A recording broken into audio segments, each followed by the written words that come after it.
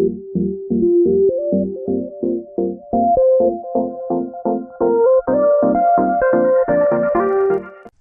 guys, welcome to Learn Easy.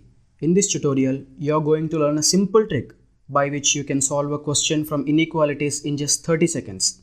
So let's get started. Inequalities. There are basically three types of inequalities.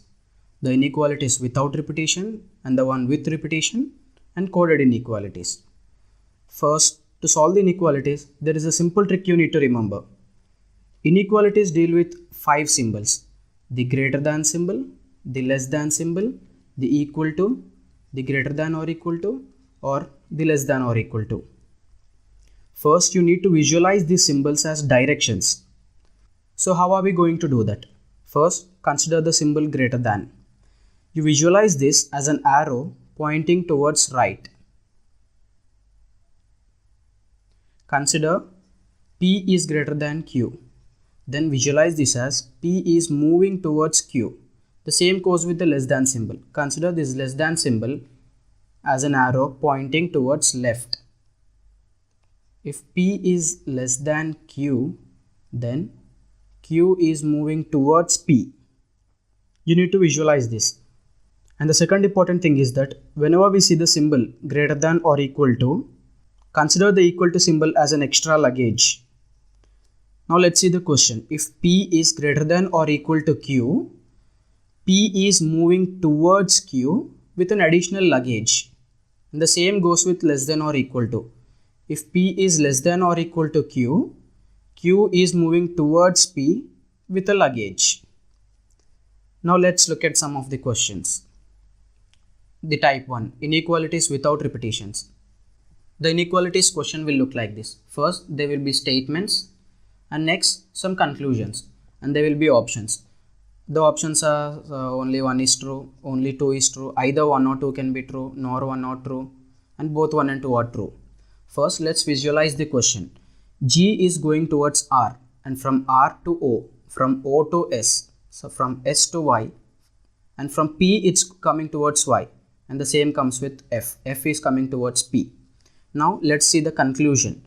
G is moving towards Y. We need to check whether it's true or false. G is moving towards Y. First, let's look at G. G is moving towards R, and from R it can move towards O, and from O it can move towards S, and from S it can move towards Y. So yes, G can move towards Y. So our conclusion 1 is true. Now let's see the conclusion 2. F is moving towards S. But here you need to look at the thing luggage. Here we are not bothered with luggage because G doesn't have any luggage. But here you need to check at the luggage. F is moving towards P. Is it moving with luggage? Yes, we need to proceed further. From P it is moving towards Y. But there is no luggage here. So you need to stop there and the conclusion 2 is false. So according to our question, only conclusion 1 follows. So our option is answer 1. Let us see the second question. The second question goes, U can move towards S. We need to check this one. Where is the letter U? U can move towards I, and I and P are equal. So basically they are the same thing. And it can move towards E, and U can move towards S. So basically yes, U can move towards S. Now let's see the second conclusion. S and W are equal. Now see. Is S equal to E? Yes, as we can see the symbol here, equal to. Now, check whether E is equal to P. Is E equal to P? No. So, a conclusion 2 doesn't follow. And for option 1 is correct. Now, let us see the type 2. The inequalities with repetition. So, what are with repetition? As you can see here, the letter A is repeated twice. So, whenever we come across the letter A, we need to check for both the cases. Let's see the conclusion. U can move towards R. So, first, where is the thing U? U and E are equal. So, basically they are the same thing. Can U move towards A? Yes, you can move towards A. But there is nothing beside A. So, you need to check the second one. The second case. Where is the second A? Here. Now see. Where is A moving? A is moving towards O. and from O you can move towards R. So basically you can move towards R. So our conclusion 1 is true. Now let's see the second conclusion.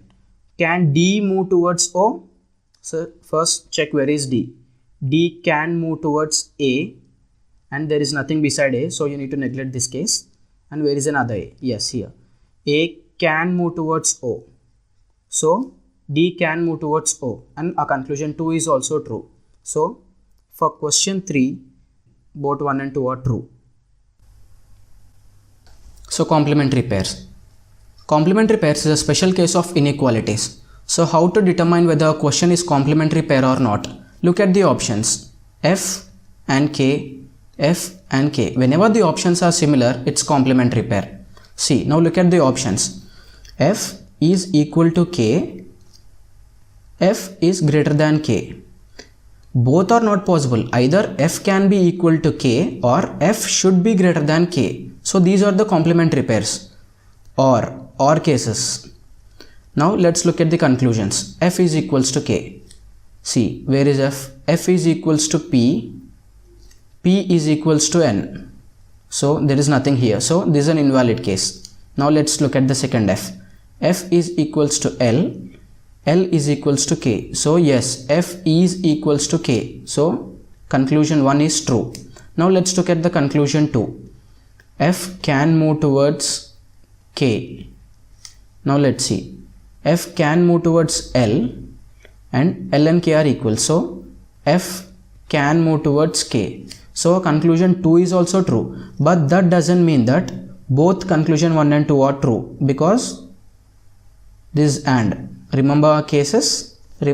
It's OR case. So our answer should be OR.